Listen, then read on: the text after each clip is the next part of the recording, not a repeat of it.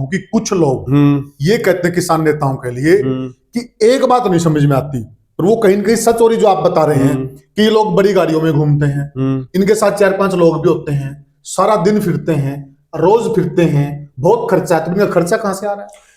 देखिए फिर तो जो आप कह रहे हैं कि कोई इनको दे रहा है। ये मैं आप मेरे ऊपर जो ये पूरी कार्रवाई हुई, ये किसान यूनियन में उन नेताओं ने ये कार्रवाई की जिन नेताओं के भाजपा के साथ संबंध है।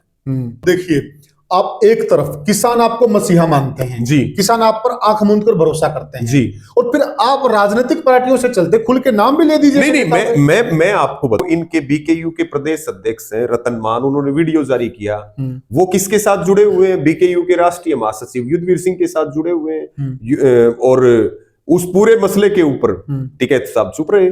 किसान संगठनों की आड़ में या किसान नेताओं की आड़ में, किसान नेता बनकर के आड़ लेकर के और फिर वो अपने एजेंडे चलाते हैं या फिर वो सरकार के इशारे पर काम करते हैं। किसान यूनियन में नहीं होता तो मैं आर्मी में होता, और आर्मी आदमी को जो है ना वैराग्य का जीवन जीना चाहिए। अच्छा, और फिर बाबा बनने की, हाँ, फिर क्योंकि मैं, और जब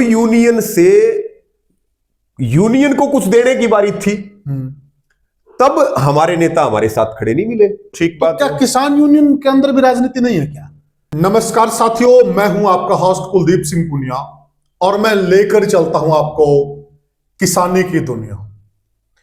किसानी की दुनिया की बात करें साथियों, लंबे समय से आपने देखा होगा कि अनेक किसान यूनियन सरकार से टकराती हुई नजर आई, अनेक मोर्चों पर लड़ती हुई नजर आई और किसानों की आवाज भी उठाते हुए नजर आए। और एक ऐसा प्रसंग भी आया जिसको दुनिया का सबसे ताकतवर नेता माना जाता है, जिनकी गिनती बहुत ताकतवर नेताओं में होती है, देश के प्रधानमंत्री नरेंद्र मोदी, उनको भी इन किसान यूनियनों के आगे झुकना पड़ा। समय समय पर किसानों की आवाज बनते हैं। आज वही चेहरा हमारे साथ मौजूद है, भाई हैं, किसान नेता हैं, रवि आजाद। सबसे पहले रवि भाई, राम राम जी। आपको, आपके सारे दर्शकों को और आपकी पूरी टीम को हाथ जोड़ के राम राम, सबको नमस्कार जी। साथियों, पिछला जो अरसा रहा, वो मनीषा मामला हो चाहे किसान यूनियन का मामला हो, रवि भाई के लिए बड़ा टफ समय रहा। ऐसे अनेक सवाल उठे, अनेक लोगों ने इनके ऊपर आरोप लगाए, बहुत सारे लोगों ने बहुत कुछ कहा और रवि भाई ज्यादा जवाब देते हुए भी नजर नहीं आए। आज हमारी कोशिश होगी कि हम सारी बातें पूछेंगे और हमें उम्मीद है कि रवि भाई भी डंके की चोट पर जवाब देंगे। तो रवि भाई, आप लंबे समय से किसानों की लड़ाई लड़ रहे हैं जी। हम मनीषा मामले पर भी आएंगे, हम भारतीय किसान यूनियन के मामले पर भी आएंगे। पहले एक बार थोड़ा सा आप अपना फैमिली बैकग्राउंड बताइए। वैसे थोड़ा बहुत मुझे आपके बारे में मालूम चला है कि आप बहल गांव से आते हैं जी, किसान परिवार से आते हैं। थोड़ा दर्शकों को अपनी जुबानी बताइए कि आपका थोड़ा सा संक्षिप्त में फैमिली बैकग्राउंड है क्या? देखिए, मेरा गांव है बहल जी, और तहसील है लोहारू जी, भिवानी जिला है। बिल्कुल। और मेरे गांव से राजस्थान का बॉर्डर लगभग 5 किलोमीटर दूर है। 5 किलोमीटर? हाँ, चूरू जिला शुरू हो जाता है, राजगढ़ तहसील। बिल्कुल। और ये पूरी जो लोहारू विधानसभा का एरिया है, ये राजस्थान के 3 जिले इसको लगते हैं। सिवानी की तरफ हनुमानगढ़ लगता है, फिर बहल की तरफ चूरू लगता है और फिर लोहारू की तरफ झुंझुनू डिस्ट्रिक्ट लगता है जी। तो बहल मेरा गांव है। और मेरे जो दादा थे राजरूप सांगवान जी, वो आर्मी में थे। अच्छा। और 32 साल की उम्र में उनका देहांत हो गया था। अच्छा। और मेरे पिताजी, चाचा, ताऊ 3 भाई हैं और तीनों ही आर्मी से रिटायर्ड। अच्छा। आर्मी से रिटायर्ड है जी। और गांव में ही हमारा रहना सहना है और सारे लोग हम वहीं पर रहते हैं। और हम 2 भाई बहन हैं। अच्छा। बहन मेरे से बड़ी है 5 साल। अच्छा। और एक बेटा है मुझे। अच्छा। और छोटा सा परिवार है। दादी है मेरी। अच्छा। लगभग ये लगा लो आप 92 साल उनकी उम्र। 92 साल। और अब भी वो मतलब स्वस्थ हैं। अच्छा। घूमती फिरती हैं, बोलती बात करती, मतलब एकदम एक्टिव है। जी जी। तो ये परिचय है जी। अच्छा, तो जो पत्नी जी हैं वो क्या करते हैं? वो भी हाउसवाइफ ही है। अच्छा। हाँ, घर पे रहती हैं, बच्चे की देखभाल करना, घर की देखभाल करना, और विशेष रूप से क्योंकि बहुत सारे लोग आते हैं तो उनके लिए खाने का देखना है, उनके लिए चाय का देखना है, तो वो मेन जिम्मेवारी सारी उन्हीं की रहती है। रीड है। हाँ, रीड है कि कोई भी घर पे आए तो उसे समय पे खाना मिले, उसे चाय मिले, जैसी मतलब एक घर में हम सेवाएं करते हैं जी, तो वो सारा वही देखते हैं। वही देखते हैं। जी जी, एक पुरानी कहावत भी है जो गेहूं वाला रामकला बड़ा प्रसिद्ध हुआ है, जी तो उनका जो बड़ा नाम हुआ ना प्रदेश के अंदर, जी वो छोटे जमींदार थे, ज्यादा बड़े जमींदार थे, जी। उस नाम में सबसे बड़ा हाथ उनकी धर्मपत्नी जी का था। हाँ, और इसी वजह से था जो आप कह रहे हैं। हाँ, इसमें कोई शक नहीं है। मेरे पूरे जो है माँ हो, चाहे मेरे पिताजी हो, दादी हो, चाचा हो, पत्नी है, बहन है, सबका पूरा सहयोग रहता है। जी जी जी, सब पूरी तरह से मतलब समर्पित रहते हैं और उसी समर्पण के कारण हम काम कर पाते हैं। किसानी है जो वो कितनी लंबी चौड़ी है? लगभग 7 एकड़ जमीन है हमारे पास। सामान्य परिवार है? हाँ, बिल्कुल सामान्य परिवार है। फादर आर्मी से रिटायर्ड है और 7 एकड़ जमीन है। कुछ अपने जो काम धंधे हैं वो करते हैं। मैं तो घर पे समय नहीं दे पाता। मैं तो जो है ना तो काम के लिए समय दे पाता, या तो बाहर रहूंगा, घर आऊंगा तो भी मिलने वाले मिलेंगे। ठीक बात है। तो मैं तो समय दे नहीं पाता और सारी जिम्मेवारी घर वाले ही संभालते हैं। हमें तो घर वालों से 5 मिनट ढंग से बात किए हुए भी कई बार 2-2, 3-3, 4-4 महीने हो जाते हैं, क्योंकि लगातार प्रोग्राम चलते हैं, लगातार आंदोलन चलते हैं, तो बस लगे हुए हैं सेवा में। जी, जो लड़ने का जज्बा है, तो इसके पीछे जो आपका आर्मी का डीएनए है जी, तो वो बड़ा माने उसको फिर? नहीं, बिल्कुल उसमें तो अहम रोल है, क्योंकि पूरा बैकग्राउंड आर्मी का है। मेरे मामा आर्मी में, पिताजी और तीनों भाई आर्मी में, दादा भी आर्मी में, फूफा भी आर्मी में, गांव गुहांड में, मतलब सारा एक कल्चर जो है वो आर्मी का ही रहा, क्योंकि पानी की कमी थी और जमीनें भी इतनी ज्यादा नहीं थी। तो फिर किसान परिवारों के लिए, मजदूर परिवारों के लिए तो सबसे बढ़िया सेवा का माध्यम सेना है, पुलिस है, पैरामिलिट्री है। हालांकि ये 3 कानूनों का जो आपने जिक्र किया जिसमें सरकार को झुकाया गया, तो वो अग्निवीर योजना से उसका बदला ले लिया गया। तो ये बड़ा कारण है। और क्योंकि मेरे पिताजी जो है वो भी उनको पढ़ने का बड़ा शौक रहा, तो वो बहुत सारे महापुरुषों की और ऐसे अलग अलग पुस्तकें, उनकी जीवनी लेके आते थे।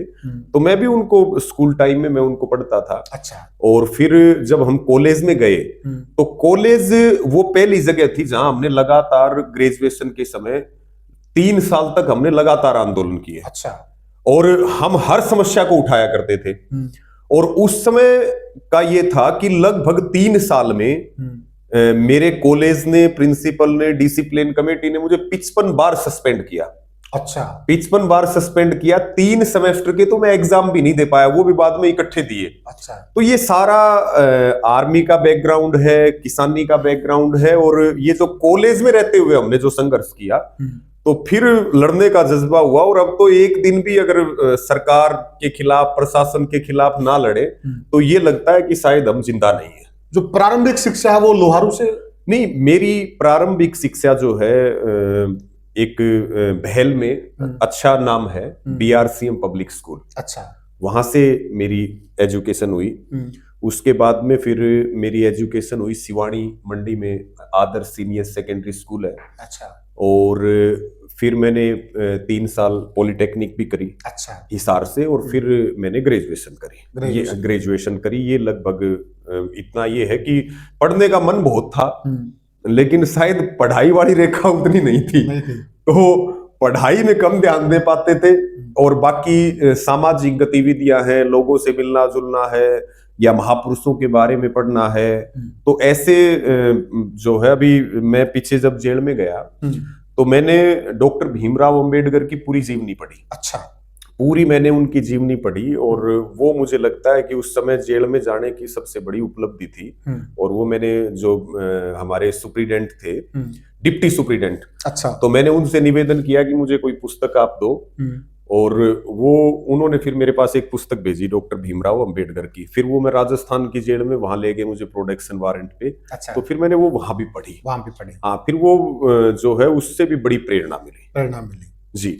जो आपका एक आंदोलनकारी का जीवन स्टार्ट हुआ, जब आप लोगों के लिए, हकों के लिए आप आवाज उठाते हुए नजर आए, तो वो शुरुआत कहाँ से हुई? देखिए, पहले दो तरह से सोच थी कि एक तो सोशल एक्टिविस्ट के रूप में हमने काम शुरू किया था। अच्छा। और कौन से समय? ये बात है लगभग 2014 की। 2014 की। तो पहले एक सामाजिक कार्यकर्ता के रूप में, और उससे पहले फिर कॉलेज का जो संघर्ष था। और फिर एक दिन गोकुलपुरा एक गांव है बहल के पास, वैसे वो मेरी ससुराल है। अच्छा। तो वहां पे एक बलबीर जी हैं, महाराज हैं, और उन्होंने हनुमान का मंदिर बना रखा है, और वो मैं उनके पास अक्सर उठता बैठता था। तो एक दिन मुझे उन्होंने बताया, ये बात 2014 के लास्ट की है, कि भाई हम अपने कामों में बिजी थे। मतलब कहीं ब्लड डोनेशन कैंप लगाया, कहीं हमने पेड़ पौधे लगाए, कहीं गरीब बच्चों की मदद करी, कहीं गरीब बच्चों को किताबें दे दी, या किसी की शादी में सहयोग कर दिया। यानी कि एक टीम सी बना करके हम ऐसे काम किया करते थे। और फिर एक दिन मैं उनके पास बैठा था, तो उन्होंने कहा कि भाई कल ऐसे ऐसे किसान यूनियन वाले आएंगे, और बिजली बोर्ड में मैं भी गाड़ी लेके जाऊंगा। और बोले, मैंने उनको आपके बारे में बता दिया, वो कह रहे हैं कि भाई रवि आजाद को भी लेके आओ। अच्छा। तो मैंने कहा, महाराज जी मैं तो अपने काम में बिजी हूं, और मुझे ज्यादा यूनियन का नहीं पता। ठीक है। तो उस दिन एक रिटायरमेंट पार्टी थी एक गुरुजी की। तो वो लगभग 2-3 घंटे तक 40-50 आदमी थे। वो बहल के पावर हाउस में बैठे रहे मेरे इंतजार में। अब वो मेरे पास फोन करे, अब मैं उनको टालना चाह रहा था, भाई ठीक है, ये अपना कर ले, हम अपना कर ले। लेकिन उन्होंने ज्यादा आग्रह किया, उनका बलबीर जी का फोन आ गया। मैं बोला चलो मैं आता हूं। तो मैंने मैं गया, वहां पे गया, तो उन्होंने कहा कि भाई आज की मीटिंग रवि आजाद की अध्यक्षता में होगी। अच्छा। तो फिर हकीकत ये कि मुझे यूनियन की एबीसीडी भी नहीं पता। अच्छा। और सच्चाई ये, किसानों से तो जुड़ाव इसलिए है कि आप हैं ही गांव देहात और किसानी खेती से जुड़े हुए, लेकिन यूनियन का मुझे एबीसीडी भी नहीं पता थी। अच्छा। तो मैंने किसी से पूछा, मैं बोला भाई ये अध्यक्षता किस डालता होगी, अध्यक्ष बना दिया। तो बोलता मैं शुरू से ही था, स्कूल टाइम से ही हम speech, declamation, debate, youth festival, इन सब चीजों में लगभग फर्स्ट नंबर पे रहते थे जी। ये प्रतिभा आपके अंदर? हाँ, बोलने में हमें कोई दिक्कत नहीं थी। मैं लगभग, मुझे याद है, मैं तीसरी क्लास से माइक पे बोलता हूँ। अच्छा। तो बोलने का मुझे कोई दिक्कत नहीं थी। फिर उन्होंने बताया, फिर वो मीटिंग सी चली, एसडीओ को ज्ञापन दिया, उसको थोड़ी सी डांट मारी, जो यूनियन के नेता थे, ज्ञापन वगैरह दे करके फिर उन्होंने ये कहा कि भाई आप अपने विचार रखो। अब मैं भी बोला टूटा फूटा, जैसा विषय मुझे समझ में आया, किसानों की समस्याओं से तो वाकिफ है ही। उसके बाद फिर ये हुआ कि उन्होंने घोषणा कर दी। अच्छा। कि भाई रवि आजाद को हम ब्लॉक प्रधान बनाएंगे भारतीय किसान यूनियन। ये 14 की बात है। 14 की बात है। तो मैंने कहा कि भाई मैं तो वैसे मदद कर दूंगा, ये यूनियन के बारे में मुझे ज्यादा नहीं पता। आज आपने कहा तो मैंने आपका मान सम्मान रख लिया। फिर एक कैप्टन राम सिंह है, वो चैड खुर्द गांव से, फिर उन्होंने कहा कि भाई देखो, बनाए तो तुझे ही, या तो आराम से मान जा, और नहीं तो फिर हमें दूसरे कदम उठाने पड़ेंगे। तो बुजुर्ग यही कहते हैं कि भाई पगड़ी धरवा होगा, कैसे मानेगा। ठीक बात है। तो मैंने उनकी बात को एक्सेप्ट कर लिया। उसके बाद में बार बार यूनियन के नेता मुझे फोन करते कि भाई करनाल में धरना है, पानीपत में मीटिंग है। हकीकत में मेरा कोई इंटरेस्ट नहीं था। अच्छा। तो फिर मैं उनको टालता रहता, और मैं भी अपना बिजी सा रहता, शुरू से ही मेहनत करने की आदत है। फिर एक बार हमारे यहाँ ड्रेन टूटी, तोसाम में एक गांव है अलकपुरा, और ये इस ड्रेन ने जो अब तबाही मचाई हरियाणा के अंदर 5 जिलों के लिए सबसे बड़ा संकट, ये झज्जर टू घग्गर ड्रेन सबसे बड़ा संकट है। तो ये वहां टूट गई ड्रेन, अलकपुरा, दांगकला, और उसमें उसका मिसमैनेजमेंट जो कि है तो आवश्यकता जरूर था, लेकिन उसका मिसमैनेजमेंट में तो आप ये देखो कि लगभग 5 जिलों के किसानों और ग्रामीणों के लिए नरक साबित होगी। ठीक है। अब इसमें भ्रष्टाचार, सरकार की अनदेखी, बिल्कुल। तो ये ड्रेन टूटी, और उन गांवों में चारों तरफ जहां तक देखो पानी पानी खड़ा, लगभग ये 1 दर्जन गांव चपेट में थे। अब उन्होंने विधायक से लेकर के मंत्री से लेके एसडीएम से लेके डीसी तक सबके वो घूम लिए। पहली फसल नहीं लग पाई, फिर दूसरी भी नहीं लग पाई जी। लगभग 8-9 महीने पानी खड़ा। तब हमारे वहां कुछ सीनियर नेता आए, फिर उन्होंने वहां पंचायत रख दी, हम लोग भी वहां पे गए, तो सामने एक दिन प्रदर्शन किया, फिर ड्रेन के साथ पंचायत रख दी, उसमें हरियाणा के कई जिलों से 1-1, 2-2 गाड़ियां आ गई। तो तब